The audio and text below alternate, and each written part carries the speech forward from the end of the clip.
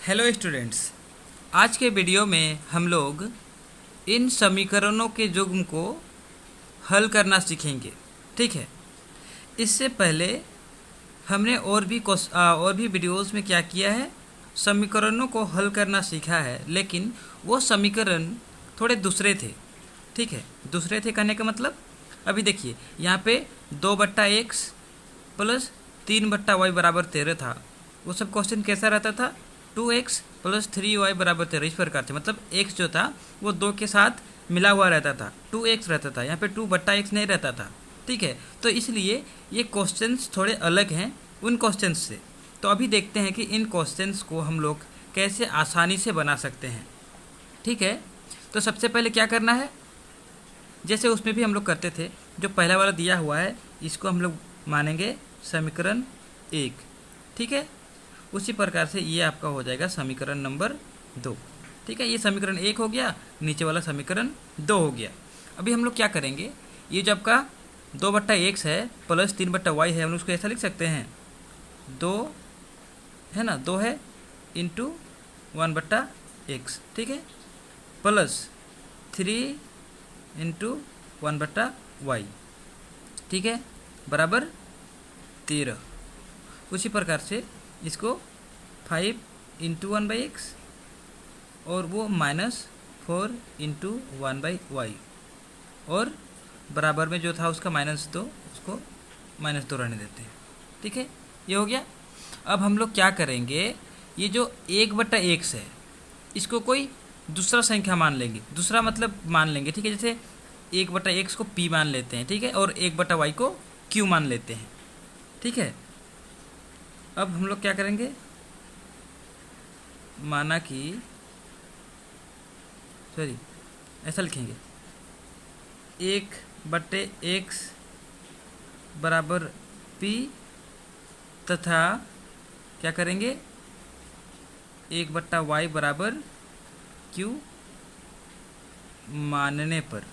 ठीक है, अभी हम लोगों ने क्या किया, 1/x बराबर p तथा 1/y बराबर q मानने पर, इसको ऐसा हम लोगों ने माना है। ठीक है, आगे देखिए कैसे बनाते हैं। तो जब हम लोग 1/x को p मानेंगे तो ये क्या हो जाएगा, 2 हो जाएगा, और 1/x को p लिख देंगे तो ये 2p हो गया।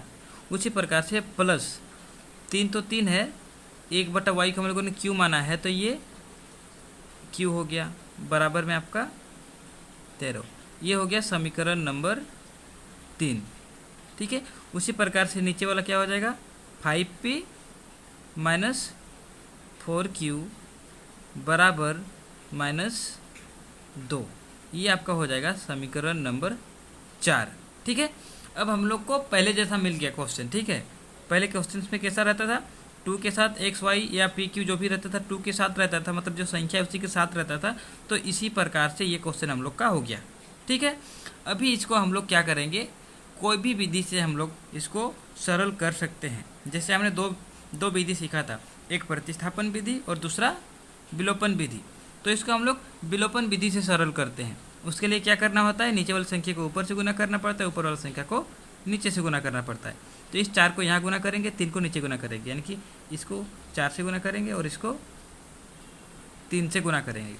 लिखेंगे हम लोग समीकरण, ये 3 है ना, तो समीकरण 3 को कितना से, 4 से, तथा समीकरण नीचे वाला कितना है, 4 नंबर है, तो समीकरण 4 को 3 से क्या कर रहे हैं, गुना कर रहे हैं।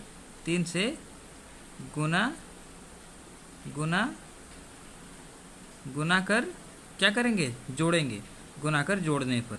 ठीक है,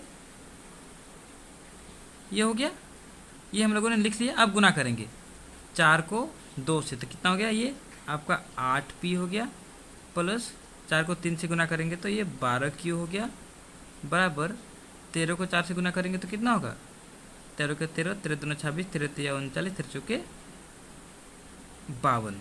ये हो गया आपका। उसी प्रकार से इसको नीचे से गुना करेंगे तो क्या होगा, 5 तिया 15p माइनस 4 तिया 12q बराबर में -6। अब हम लोग क्या करेंगे, इसको जोड़ने पर करेंगे। ठीक है, अब इसको हम लोग क्या करेंगे, जोड़ने पर। अब हम लोग दोनों, ये जो हम लोग का अगला समीकरण बना है, इसको जोड़ेंगे। जैसे ही जोड़ेंगे तो ये प्लस माइनस था, ये आपका हो जाएगा कैंसिल। ठीक है, अभी 15 और 8 कितना होगा? 15 और 8 होगा आप लोग का, ये होगा 23p। बराबर में क्या हो जाएगा? दोनों को जोड़ेंगे तो 52 में 6 घटेगा, कितना बचेगा? 12 में 6 गया तो 6 बचा, और इधर से 1 गया था 4, यानी कि बचेगा आपका 46। ठीक है, तो p बराबर आपका 23p बराबर निकल गया 46। तो हम लोग इसमें से p अलग करेंगे तो क्या होगा? 40 बट्टा में 23। ठीक है, अब इसको काटेंगे तो क्या होगा? 23 एका 23, 23 दूना 46, मतलब बराबर निकल गया आपका 2। कहने का मतलब क्या हुआ कि आपका जो p था वो निकल गया, जो p था वो निकल गया आपका 2। ठीक है, ये p जब आपका 2 निकल गया तो अब हम लोग क्या करेंगे? इस p को हम लोग किसी भी समीकरण जिसमें p और q है, जैसे आपका हो गया समीकरण 3 या समीकरण 4, तो समीकरण 3 या 4 में किसी में भी हम लोग इस p का वैल्यू को रखेंगे और q का वैल्यू निकालेंगे। तो हम लोग क्या करेंगे? समीकरण 3 में रखेंगे। ठीक है, नेक्स्ट पेज पे चलते हैं। हम लोग क्या करेंगे? समीकरण 3, हम लोग क्या करेंगे? समीकरण, ठीक है, समीकरण 3 में, समीकरण 3 में p बराबर कितना रखेंगे? समीकरण 3 में p बराबर 2 रखेंगे, क्योंकि 2 आया है। तो समीकरण 3 में p बराबर 2 रखने पर ऐसा लिखना पड़ता है। ठीक है, जो आप करने जा रहे हैं उसको पहले लिखना है। ठीक है, समीकरण 3 में p बराबर 2 रखने पर, तो समीकरण 3 आखिर है कैसा भाई? समीकरण 3 कैसा है? समीकरण 3 है 2p + 3q बराबर 13। यह है 2p + 3q बराबर 13, ये था। अभी p के बदले हम लोग रखेंगे 2, तो 2 × 2 + 3q बराबर में 13। ठीक है, अभी हम लोग इसको क्या करेंगे? आगे सॉल्व करेंगे तो ये हो गया 4 + 3q बराबर में 13। तो आपका 3q बराबर क्या होगा? 13 घटाओ 4। ठीक है, तो आपका 3q बराबर निकल जाएगा, इधर घट के बचेगा 9। ठीक है, तो आपका क्या निकलेगा? q बराबर 9/3। अभी काटेंगे इसको, 3 एका 3, 3 तिया 9, यानी कि आपका q निकल गया कितना? q निकल गया 3। इसीलिए आपका क्या हो गया? p बराबर 2 और q बराबर 3। लेकिन आपको यहाँ आंसर नहीं करना है ना? यहाँ आप p बराबर 2 और q बराबर 3 आया, लेकिन ये आंसर नहीं होगा। क्यों? क्योंकि हम लोगों का क्वेश्चन किस प्रकार से था? x और y के फॉर्म में था। तो हम लोग को आंसर जो करना है वो x और y के फॉर्म में करना है। इसके लिए हम लोग क्या करेंगे?